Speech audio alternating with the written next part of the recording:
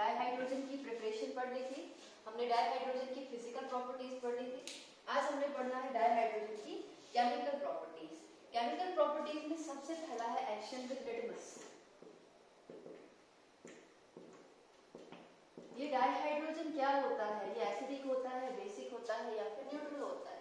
This dihydrogen is neutral. क्या होता है? ये न्यूट्रल होता है। इसका कोई भी इफेक्ट नहीं होता है, ना ही रेड लिटमस के ऊपर होता है ना ही ब्लू लिटमस के ऊपर होता है। तो हम ये बोलेंगे it does not cause any change, it does not cause any change in color. It does not cause any change in color of either blue litmus or red litmus. Of either blue litmus or red litmus. आप red litmus पे डालो, आप blue litmus पे डालो, hydrogen जो है उसके colour में कोई भी चेंज जो है वो नहीं लाता है। इसका मतलब आपका हाइड्रोजन जो है वो क्या है? वो न्यूट्रल है। ठीक है। सेकेंड है इसका कंबस्टिबल नेचर।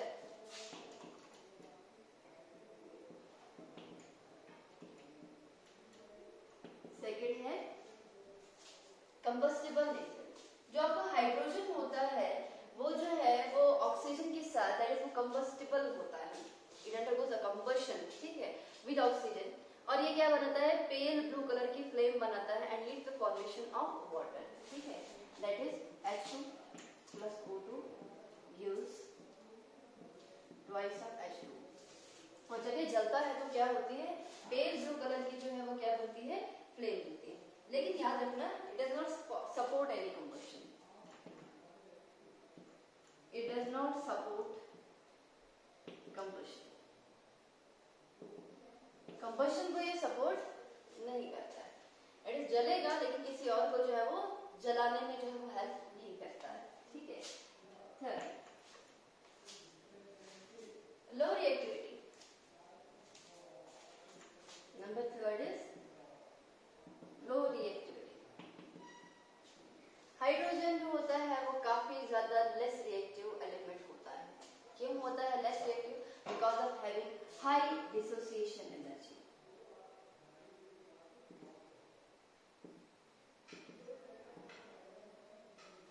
हाइड्रोजन जो बॉन्ड होता है, दोनों हाइड्रोजन एटम जो होते हैं काफी ज्यादा छोटे होते हैं, जिसकी वजह से जो हाइड्रोजन के बीच में बॉन्ड होता है वो काफी ज्यादा क्या होता है? स्ट्रॉन्ग होता है। तो उसको तोड़ने के लिए आपको अप्रोक्सीमेटली 2000 केल्विन टेम्परेचर की जो है वो क्या पड़ती है? जरूरत पड़ती है।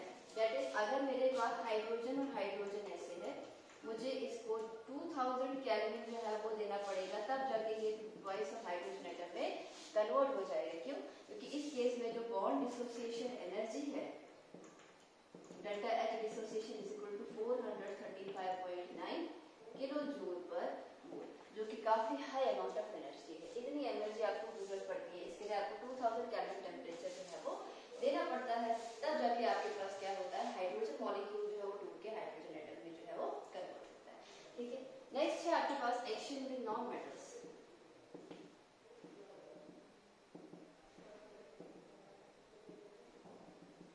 ये नॉन मेटल्स के साथ जो है वो डिफरेंटली रिएक्ट करता है अंडर स्पेसिफिक कंडीशन में। ये ऑक्सीजन के साथ रिएक्ट करेगा, ये हाइड्रोजन के साथ रिएक्ट करेगा, ये नाइट्रोजन के साथ रिएक्ट करेगा, ये सल्फर के साथ रिएक्ट करेगा, ये कार्बन के साथ रिएक्ट करेगा। और यहाँ पर क्या होते हैं? डिफरेंट जो है वो प्रोडक्ट हमारे पास बनेंगे अंडर डिफरेंट कंडीशंस, ठीक है। तो सबसे पहले हम देखेंगे इसमें रिएक्शन विद नॉन मेटल में विद ऑक्सीजन। नॉन मेटल में ही क्या आएगा? With oxygen. हाइड्रोजन को ऑक्सीजन के साथ रिएक्ट करवाओगे तो जाहिर सी बात है क्या बनेगा? आपका वाटर बनेगा। Twice of H2 plus oxygen, 970 kelvin temperature और इलेक्ट्रिक डिस्चार्ज देना पड़ता है, तब जाके आपके पास क्या बनता है? वाटर जो है वो प्रोड्यूस होता है। हाइड्रोजन ऑक्सीजन जो है जब आप काफी हाई टेम्परेचर को इसको जो है वो इलेक्ट्रिक डिस्चार्ज देते हो तो वो क्या बनाता है? आपके पास वाटर बनाता है, ठीक है। सेकेंड आपके पास नॉन मेटल में ही विद हैलोजेंस।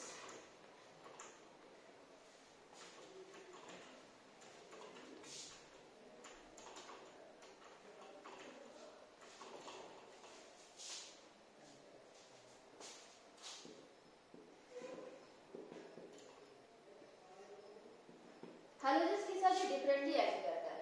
जो रिएक्टिविटी होती है हैलोजेंस की वो क्या होती है, सबसे पहले chlorine, then chlorine, then bromine and last पे आपका iodine. This is order of reactivity.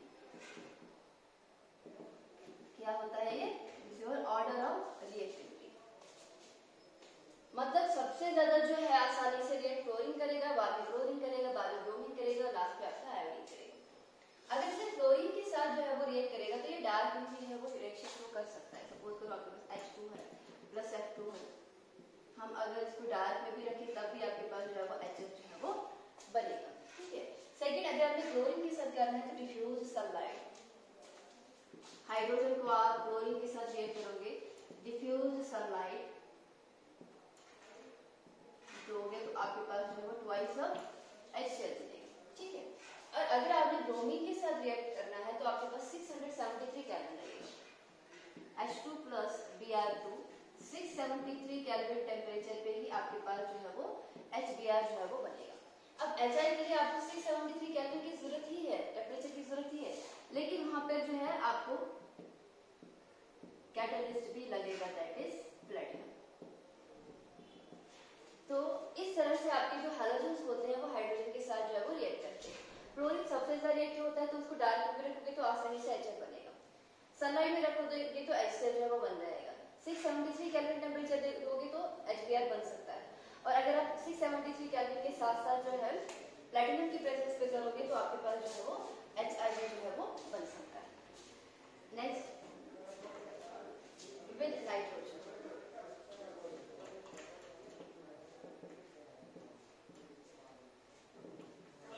अगर आप हाइड्रोजन को नाइट्रोजन के साथ रिएक्ट करवाओगे तो ऑब्वियस सी बात है आपके पास अमोनिया बनेगा। N2 plus 3 times H2 gives twice of NH3। Nitrogen जो है नॉन मेटल है, हाइड्रोजन के साथ रिएक्ट करवाओगे आपके पास क्या बनेगा, अमोनिया बनेगा। ठीक है। यहाँ पर आपको जो है वो 673 केल्विन की जो है वो जरूरत पड़ती है, अप्रॉक्सीमेटली कई कई जगह पे 705 भी होता है। 673 केल्विन टेम्परेचर, आपको 200 एटमॉस्फेरिक प्रेशर की जो है वो जरूरत पड़ती है, आपको आयरन की जरूरत पड़ती है एज अ कैटलिस्ट, और आपको मॉलिब्डेनम की जरूरत पड़ती है as a promoter which increases the efficiency of catalyst. तो जब आप नाइट्रोजन को हाइड्रोजन के साथ रिएक्ट करवाएंगे तो आपके पास क्या बनता है, अमोनिया बनता है। ठीक है। नेक्स्ट, नॉन मेटल की बात करते हैं विद सल्फर। तो हाइड्रोजन को सल्फर के साथ रिएक्ट करोगे तो ऑब्वियसली बात है वहां पे H2S बनेगा। ठीक है। तो हम क्या लिखेंगे यहाँ पे, H2 प्लस सल्फर जो है that is hydrogen plus sulphur, it forms hydrogen sulphide H2S। ठीक है। यहाँ पर जो रिएक्शन कंडीशन लगती है वो लगती है 713 केल्विन टेम्परेचर। 713 केल्विन टेम्परेचर पे हाइड्रोजन जो है वो सल्फर के साथ रिएक्ट करके क्या बनाता है, H2S गैस बनाता है। ठीक है। लास्ट की अगर बात करें विद कार्बन, तो कार्बन के साथ हाइड्रोजन जो है वो मीथेन भी बना सकता है, वो जो है आपका इथेन भी बना सकता है। ठीक है। अब क्या बनेगा, मीथेन बनेगा या फिर इथेन बनेगा, वो जो है डिपेंड करेगा कि आपने टेम्परेचर जो है वो कितना लिया है। सपोज करो आपके पास है carbon plus twice of hydrogen, तो 2 to the 4 दैट आपके पास बनेगा CH4। ठीक है। और यहाँ पे जो रिएक्शन कंडीशन लगती है वो लगती है 1375 केल्विन। और अगर आप कार्बन को जो है हाइड्रोजन के साथ जो है वो रिएक्ट करोगे तो उस केस में आपके पास जो है twice of carbon plus 1 time hydrogen, it form C2H2। What is your C2H2? This is your ethyne. Sorry मैंने इथेन बोला था बट इट एक्चुअली इथाइन या एसिटाइलिन भी बोल सकते हैं। ठीक है। यहाँ पे रिएक्शन कंडीशन लगती है 2775 केल्विन, 2775 केल्विन। तो जो आपका कार्बन सॉरी हाइड्रोजन होता है वो नॉन मेटल के साथ जो है वो डिफरेंटली जो है वो रिएक्ट करता है। ठीक है। तो हमने सबसे पहले जो है वो देखा कि ऑक्सीजन के साथ रिएक्ट करने पे इलेक्ट्रिक चार्ज देते हो तो आपके पास वाटर बनता है। हाइड्रोजन के साथ जो है क्या बनाते हैं, रिस्पेक्टिव हाइड्रोजन एसिड बनाते हैं। जो रिएक्टिविटी होती है हाइड्रोजन की टुवर्ड्स हाइड्रोजन वो डिफरेंट होती है। F जो है वो ज्यादा आसानी से रिएक्ट करता है, क्लोरीन देन ब्रोमीन, लास्ट पे आपका आयोडीन होता है। फिर मैंने आपको बोला कि आप नाइट्रोजन के साथ रिएक्ट करवाओगे तो उस केस में आपका अमोनिया बनता है। अगर आप इसको जो है वो इसके साथ सल्फर के साथ रिएक्ट करोगे तो हाइड्रोजन सल्फाइड बनता है। आप कार्बन के साथ रिएक्ट करोगे तो आपके पास जो है मीथेन बन सकता है, आपके पास एसिटाइलिन बन सकता है, डिपेंड करता है कि आपने जो है वो कितना टेम्परेचर जो है उसको दिया हुआ। ठीक है, ये थे आपके पास रिएक्शन विद नॉन मेटल्स। आपका oxygen is non metal, halogen is non metal, nitrogen is non metal, sulphur non metal और आपका कार्बन जो है वो भी क्या होता है नॉन मेटल। ये सब जो है ये क्या आएंगे आपके नॉन मेटल्स में आएंगे। अब हम पढ़ेंगे रिएक्शन विद मेटल्स। मेटल के साथ ही मेटल हाइड्राइड्स बनाता है।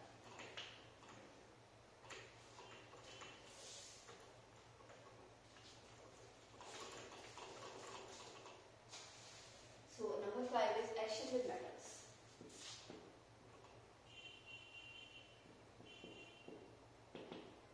Action with metals.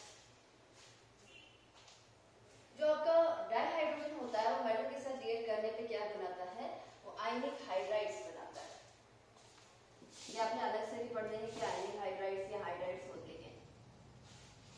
ठीक है, मेटल के साथ रिएक्ट करने पे ये क्या बनाता है, आयनिक हाइड्राइड्स बनाता है। ठीक, जिनको हम सॉल्ट लाइक हाइड्राइड्स भी कहते हैं। जैसे आपके पास है सोडियम, उसको आप हाइड्रोजन के साथ रिएक्ट करेंगे तो आपके पास बनेगा twice of NaN, this is sodium hydride. आपके पास कैल्शियम है, उसको आप हाइड्रोजन के साथ रिएक्ट करवाओगे आपके पास बनेगा CaH2, this is calcium hydride. ठीक है, तो मेटल के साथ रिएक्ट करने पे ये क्या बनाता है, रिस्पेक्टिव हाइड्राइड्स बनाता है and these hydrides are ionic in. ठीक है, लास्ट है आपके पास एक्शन विद कंपाउंड्स।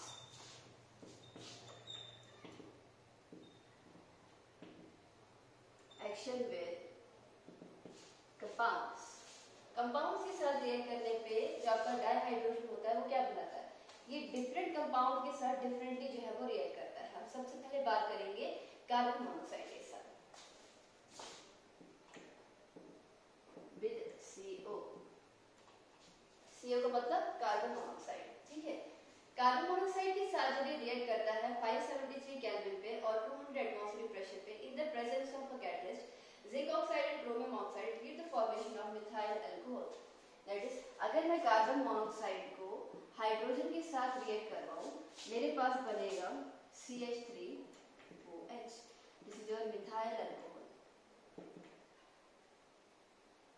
ठीक है, क्या बनेगा आपके पास, मिथाइल अल्कोहल। तो रिएक्शन कंडीशंस क्या आएंगी आपके पास, 573 kelvin,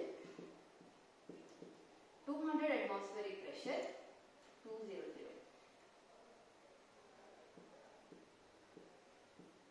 zinc oxide is ZnO and Cr2O3, ये ऐड करेंगे एज अ कैटलिस्ट। ठीक है, नेक्स्ट अगर हम मेटल के ऑक्साइड के साथ जो है वो रिएक्ट करेंगे तो ये क्या बनाते हैं, रिस्पेक्टिव मेटल्स बनाते हैं। नंबर 2 है with metal oxide.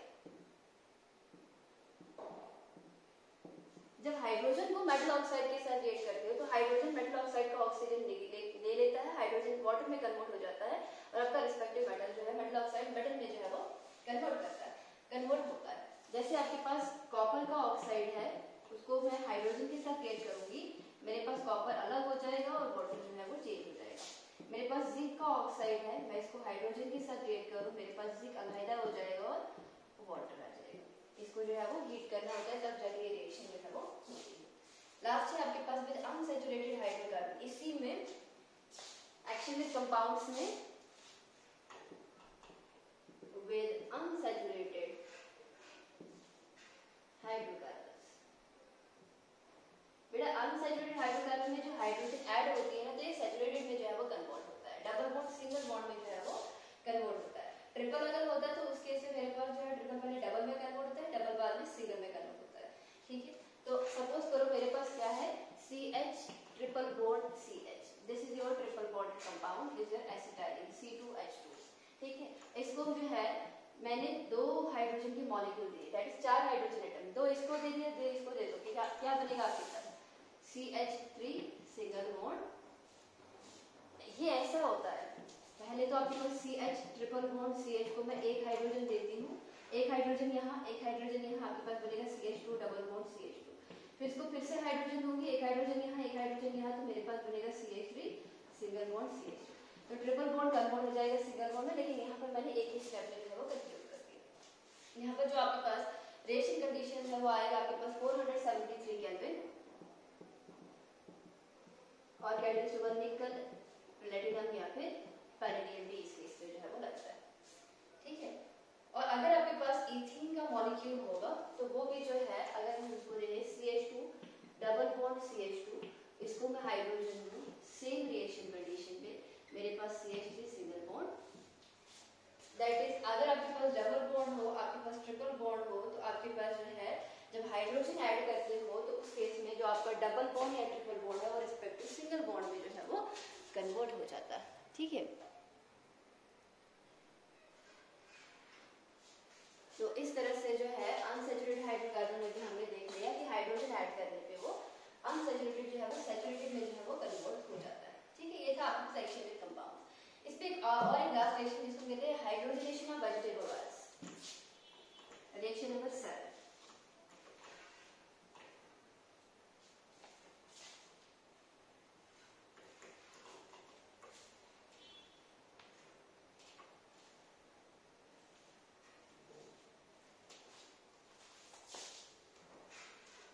Number 7 is hydrogenation of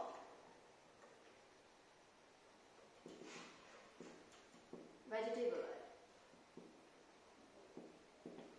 oil जो होते हैं वो अनसैचुरेटेड हाइड्रोकार्बन्स होते हैं, उसका हाइड्रोजन ऐड करते हैं तो वो घी में कन्वर्ट हो जाता है, बिकॉज जो आपका घी होता है वो सैचुरेटेड होता है। तो अगर हम ऑयल्स में क्या करते हैं, हाइड्रोजन को ऐड करते हैं तो आपके पास जो है वो सॉलिड फैट्स बनते हैं।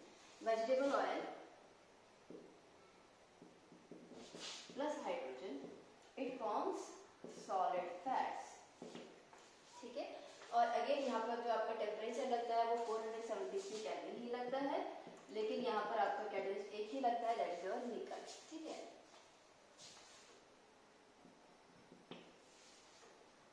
तो ये जो आपका वेजिटेबल ऑयल होता है वो उसमें जो है वो अनसैचुरेटेड हाइड्रोकार्बन होता है, उसमें हाइड्रोजन ऐड करते हो तो वो घी में कन्वर्ट हो जाता है, दैट इज सॉलिड फैट्स जो कि आपका सैचुरेटेड हाइड्रोकार्बन होता है। बात करते हैं इसके यूजेस की, डाइहाइड्रेशन की क्या क्या यूजेस।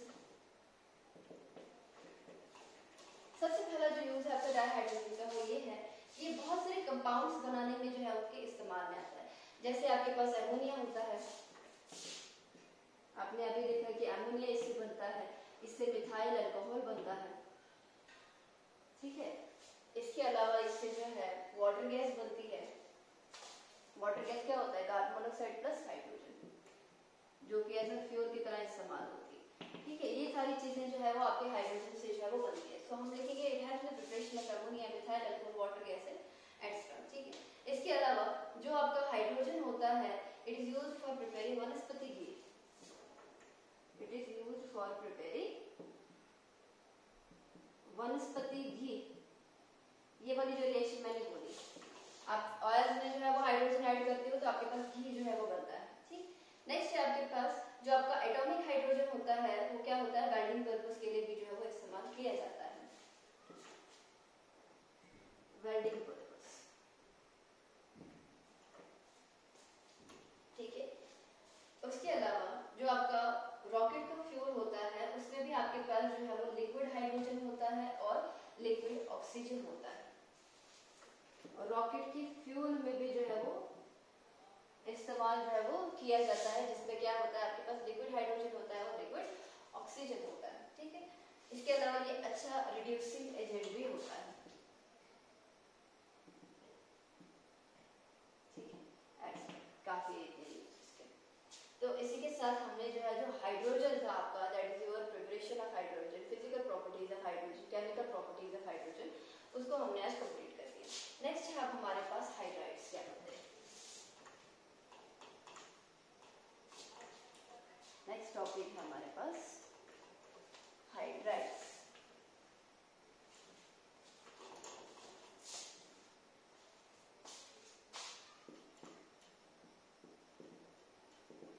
हाइड्राइड्स होता है simple binary compounds of elements with hydrogen,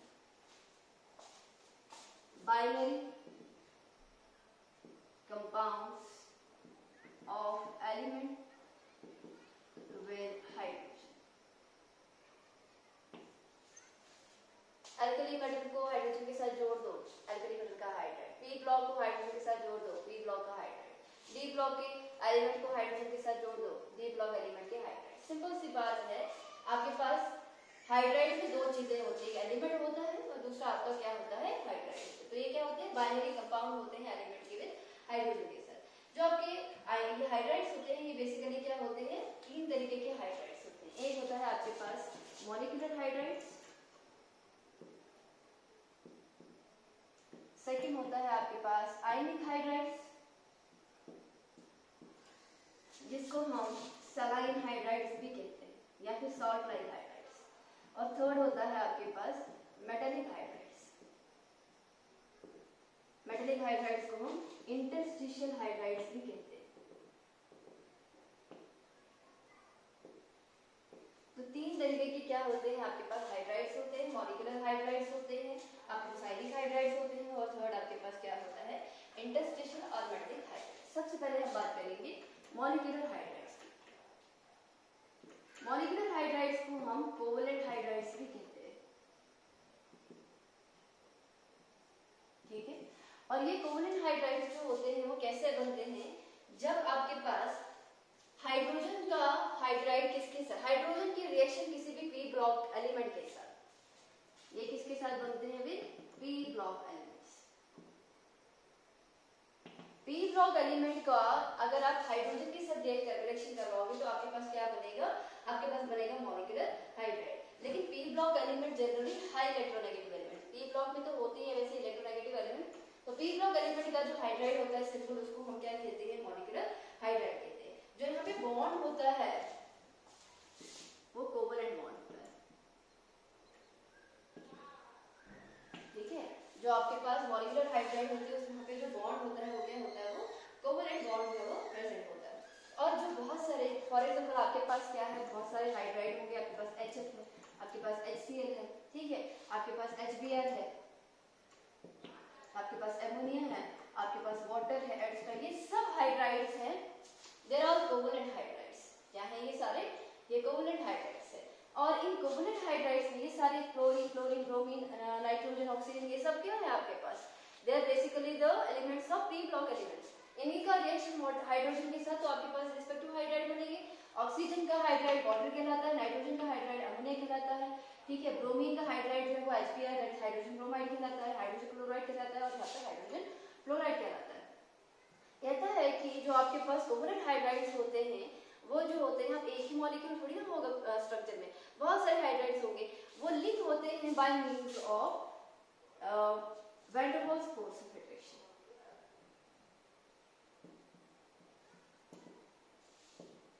that is, suppose करो मेरे पास HBr है, दूसरा HBr है, ठीक है। यहाँ पे क्या होगा, आपके पास ये सारे बहुत सारे HBr मिलके जो है वो कैसे होंगे, वो झगड़े होंगे by means of van der Waals force of attraction. कुछ केसेस में, सम केसेस में क्या होता है आपके पास, ये van der Waals force of attraction नहीं बल्कि हाइड्रोजन बॉन्डिंग भी होती है। सपोज कहाँ कहाँ पे है, आपके HF में है, आपके एमोनिया में है, आपके वाटर में है। मैंने आपको ऑलरेडी बताया है कि किन में जो है हाइड्रोजन बॉन्डिंग पॉसिबल होती है। हाइड्रोजन बॉन्डिंग वहीं पे पॉसिबल होती है जहाँ पे आपके पास जिसके साथ बॉन्ड बना रहा हो, हाइड्रोजन बॉन्ड बना रहा हो, FON, ये 3 चीजें हैं। देखो यहाँ पे हाइड्रोजन नाइट्रोजन के साथ मिल सकता है क्योंकि ऑलरेडी जिसके साथ जुड़ा है वो नाइट्रोजन है, और जिसके साथ बॉन्ड बना रहा है वो भी नाइट्रोजन है, जो इस फॉर्म में जो है वो आ रहा है। आपके HBr में जो है वो पॉसिबल नहीं है।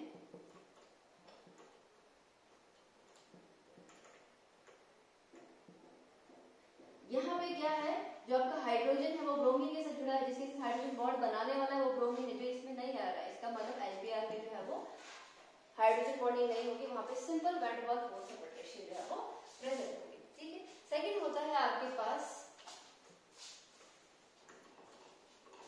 आयनिक hydrides.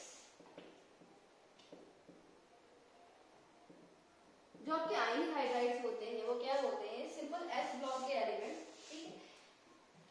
They are the hydride between hydrogen and electropositive elements.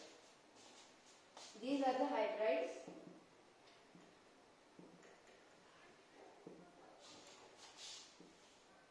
between hydrogen and more electropositive element, group 1 and group 2। S block element जो है उनका जो हाइड्राइड होता है उनको हम क्या कहते हैं, आयनिक हाइड्राइड कहते हैं। सब सभी एस ब्लॉक के एलिमेंट जो है वो आयनिक हाइड्राइड बनाते हैं except beryllium and magnesium. Beryllium और मैग्नीशियम आयनिक हाइड्राइड नहीं बनाते, they form covalent hydride, they form covalent hydrides. ठीक है, ये आपने एनामोनस बिहेवियर में भी जो है बेरिलियम मैग्नीशियम में पढ़ा होगा। दूसरी चीज जो आपके पास, इनको हम सलाइन या सॉल्ट लाइक हाइड्राइड क्यों कहते हैं, बिकॉज इनका जो स्ट्रक्चर होता है वो रिजेंबल करता है NaCl के साथ।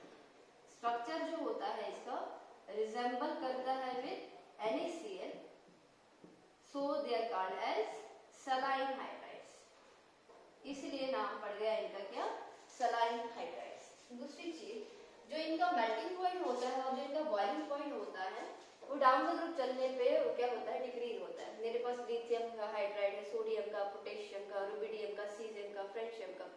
नीचे की तरह चल रही हूँ इनका रिस्पेक्टिव हाइड्राइड, मेरे पास LiH है, मेरे पास NaH है, मेरे पास KH है, सपोज इनकी एग्जांपल मैं डाउन द ग्रुप की बात करूँ। KH जो होता है उसका मेल्टिंग पॉइंट और बॉइलिंग पॉइंट सबसे कम होगा इन तीन के मुकाबले में। ऐसा क्यों, बिकॉज जो आपका हाइड्रोजन होता है उसका साइज छोटा होता है, लेकिन जैसे जैसे अल्कली मेटल में नीचे जाते हैं तो साइज जो होता है मेटल का वो बढ़ता है। पोटेशियम का साइज बहुत बड़ा है, हाइड्रोजन का साइज छोटा है, उस साइज मिसमैचिंग की वजह से जो वहाँ पे बॉन्ड बनेगा वो बहुत ज्यादा वीक होगा, जिसकी वजह से क्या होगा, इसको आसानी से हम जो है वो तोड़ सकते हैं। इसीलिए इसका मेल्टिंग पॉइंट, बॉइलिंग पॉइंट वगैरह क्या होता है, सब कम होता है। ठीक है, नेक्स्ट बहुत इंपॉर्टेंट चीज ये होती है, इसका एग्जाम्पल अगर हम ले, इसकी एग्जांपल आयनिक हाइड्राइड की आएगी आपके पास LiH, दैट इज आपका लिथियम हाइड्राइड, इसके अलावा कैल्शियम हाइड्राइड, सपोज CaH2। ये एग्जांपल्स है किसकी, इस आयनिक हाइड्राइड। आयनिक हाइड्राइड में एक बहुत इंपॉर्टेंट चीज ये भी है कि जो कुछ आयनिक हाइड्राइड होते हैं वो क्या करते हैं, वो दूसरे किस्म के हाइड्राइड बनाने के इस्तेमाल में आते हैं। जैसे आपके पास लिथियम हाइड्राइड से आपके पास लिथियम एल्यूमिनियम हाइड्राइड जो कि बहुत अच्छा रिड्यूसिंग एजेंट एक्ट करता है वो बन सकता है, LiAlH4। आप लोगों ने इसका जो है वो सुना होगा। ठीक है, सपोज आपके पास क्या है, LiH4 that is lithium hydride को अगर हम AlCl3 के साथ ट्रीट करते हैं, आपके पास बनता है LiAlH4, दैट इज आपके पास बनता है लिथियम एल्यूमिनियम हाइड्राइड और प्लस बनता है आपके पास लिथियम क्लोराइड।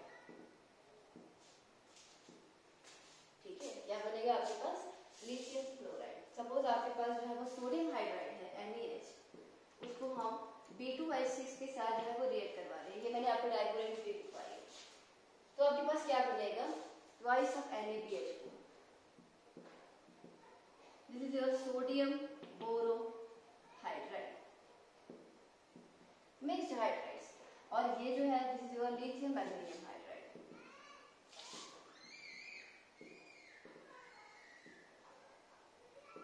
तो जो आपके पास आयनिक हाइड्राइड होते हैं उससे आपके पास क्या बनते हैं, बाकी किस्म के जो है वो हाइड्राइड भी बन सकते हैं जो कि अच्छे रिड्यूसिंग एजेंट्स होते हैं। Both LiAlH4 and NaBH4 that is very good reducing agents. ठीक है, नेक्स्ट आपके पास है मेटालिक और इंटरस्टिशियल हाइड्राइड्स।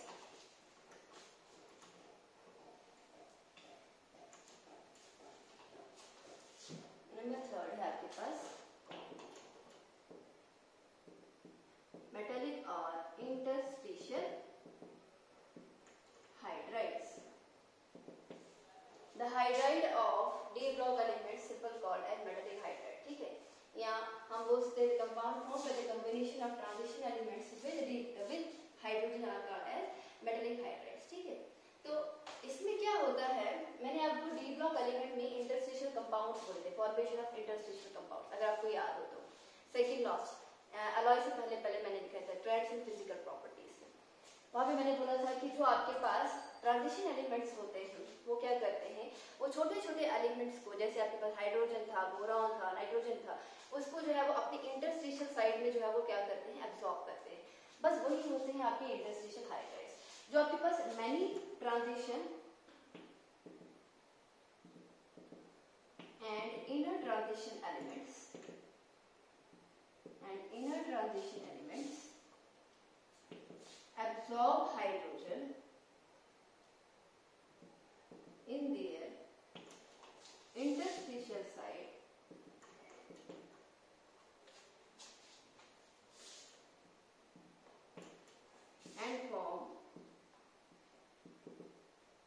Interstitial hydrides. कुछ आपके जो ट्रांजिशन एलिमेंट्स होते हैं, इनर ट्रांजिशन एलिमेंट्स होते हैं, वो हाइड्रोजन को जो है वो ले लेते हैं इसके अंदर, अपने लैटिस के अंदर, ठीक है। तो इंटरस्टेशियल साइड में क्या करते हैं, एब्जॉर्ब करते हैं hydrogen their interstitial side to form या टू मेक इंटरस्टेशियल हाइड्राइड्स, ठीक है। इनको हम मेटालिक हाइड्राइड्स भी कहते हैं। जो आपके पास ट्रांजिशन एलिमेंट्स होते हैं वो ग्रुप 3 से स्टार्ट होता है, ग्रुप 12 तक खत्म होता है। 3 ग्रुप, 4 ग्रुप और 5 ग्रुप, ये सारे जो है वो हाइड्राइड्स बनाते हैं, इंटरस्टेशियल हाइड्राइड्स जो है वो फॉर्म करते हैं। 6 में जो होता है एलोन क्रोमियम ऐसा होता है जो ये हाइड्राइड्स को जो है वो बनाता है, विच फॉर्म हाइड्राइड। बाकी सारे जो आपके पास होते हैं इस ग्रुप के एलिमेंट को शो नहीं करते, ठीक है। इसको हम क्या कहते हैं, this is called as hydride gap. क्या कहते हैं हम इसको, हाइड्राइड। मैंने 3rd ग्रुप, 4th ग्रुप और 5th ग्रुप के एलिमेंट हाइड्राइड बनाते हैं। फिर 6th में सारे बना रहे थे लेकिन खाली क्रोमियम जो है वो बनाता है, ठीक है। ऐसा क्यों, क्या बोलते हैं, ये जो आपके पास क्रोमियम होता है 6th ग्रुप में, यही खाली जो है वो बनाता है, बाकी सारे जो है वो नहीं बनाते। जो बाकी का ना बनाना होता है इसको हम एक गैप की तरह रिप्रेजेंट करते हैं, जिस गैप को हम क्या कहते हैं, हाइड्राइड गैप कहते हैं, ठीक है। तो ये जो आपके पास, मैंने आपको वहां पे भी बोला था कि ये जो आपके पास हाइड्राइड्स होते हैं दे आर नॉन स्टोइचियोमेट्रिक।